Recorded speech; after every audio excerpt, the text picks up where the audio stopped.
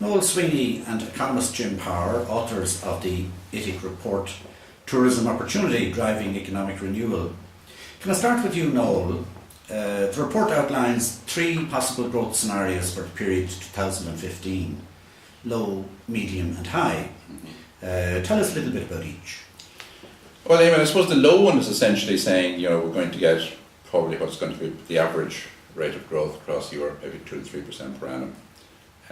That gives us about 7% boost, 18% in terms of numbers, 7% in terms of revenue over the next 5 years. And that's simply just not good enough. So we still have massive under demand. Why is the revenue lift so low, 7% against 18%? Because the trend has been for shorter length of stay. Yeah. So we're assuming that will continue. The mid scenario is probably the more realistic one, which gives us about a 36% growth in visitor numbers over 4 years and boosts revenue and gives us somewhere around 14,000 extra jobs. And that's probably kind of the realistic thing to aim for. Higher one than that would give us about 45% increase in visitor numbers, maybe just over 50% increase in holidaymakers, and would create about 21,000 jobs. So it's somewhere between those two, I think, that we should be aiming for. The rationale is that we're probably going to get a bit of a bounce this year and next year. This year because there's some frustrated demand. We had the extraneous factors in 2010, so it's not unreasonable to predict some bounce there. But the whole thesis of this projection is that we have to win market share. We've got a relatively small share in all the markets we operate in. And we have been losing some market. And we've been losing some market. But when you have a very small market share, it's easier to win market share than if you were the market leader. Sure. So I think we've got to fight and be smarter about getting market share. Okay, and Jim, as Noel said, the low growth scenario would represent a very poor outlook for the next 5 years. But given that the high growth scenario is very ambitious and is primarily concentrated on the 4 key markets of Britain, the United States, Germany and France, how realistic do you think it is, even the mid to high, relative, say, to their own expected economic recovery? Well, we've seen economic recovery take hold in Germany, France, the United States and the United Kingdom over the last 12 months.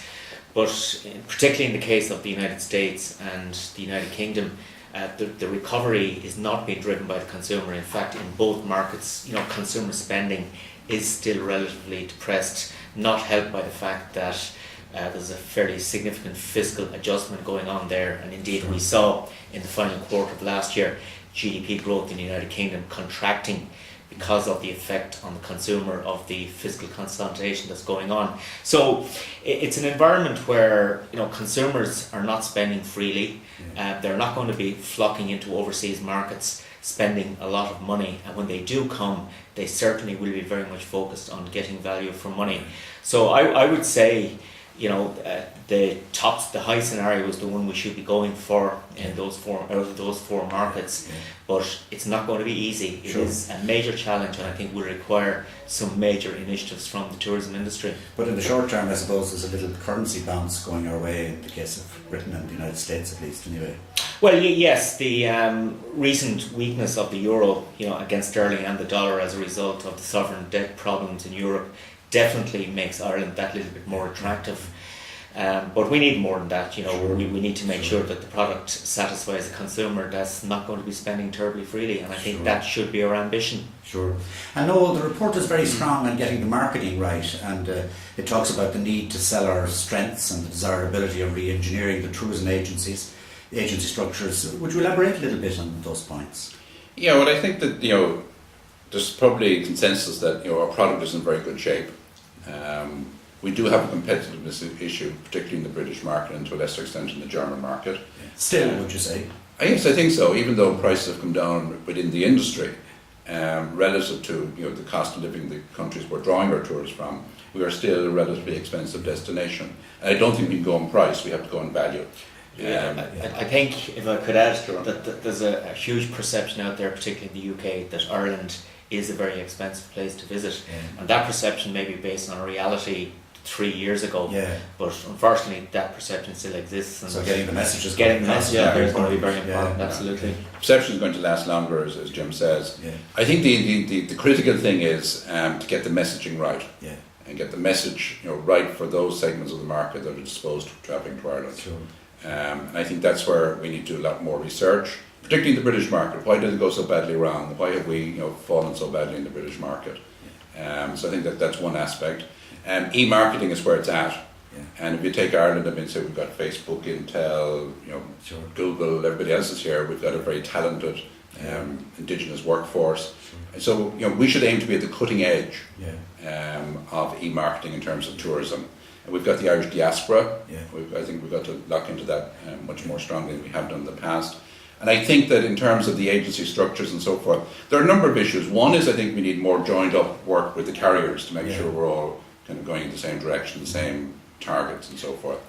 In terms of the agency structure, I think there's some efficiencies to be gained. Yeah. I think it would make it easier for the industry if there were one agency for tourism. And there's some other benefits to come from that as well. Okay, and Jim, obviously the industry would agree with your point that we should go for the high growth scenario, but even if we hit somewhere between the mid and the high, we're looking at creating an additional 15 to 20,000 jobs, which is not to be sneezed at in these days. How does tourism as an employer fare rate with other sectors of the industry? Well, there are 180,000 people working in the tourism and related industries, so that's just under 10% of total employment in the economy. So it is one of the more significant employers across the economy, and I think it's particularly important employer in rural and regional economies, and I think that is the real benefit of tourism for an economy, that the economic and employment activity are spread widely across the economy, and that's very important. But if we were to achieve 200,000 people working in the industry within 4 or 5 years, that certainly would represent a good outcome in an environment where it's not terribly obvious what other sectors will be creating employment. Sure. I think another important point from Ireland's perspective is the question of reputation. You normally find that when countries are hit with reputational damage, that tourism tends to suffer, and certainly the international image of Ireland over the last couple of years has been very, very badly tarnished. Mm-hmm. So I think for a new government coming in, the first 100 days should have a strong focus on trying to rebuild very quickly the tarnished reputation of the country, and that obviously would help investment in the economy, but it would also help tourism, I think, in a big way. Sure, absolutely. And Noel, finally, just to wrap it up, are you optimistic we can reach these targets? Yes, I think so. I think 2010 was a year of recovery for practically every other destination in Europe except ourselves and one or two others. So people are travelling again. In fact, world tourism hit a record high in 2010 after the recession in 2009. So the demand is out there. It's all to play for. It's winning market share. It's getting the message right and getting the channels right. I think we have a good product, and if we can convince people we're competitive, there's no reason why we shouldn't aim and achieve those targets. Great.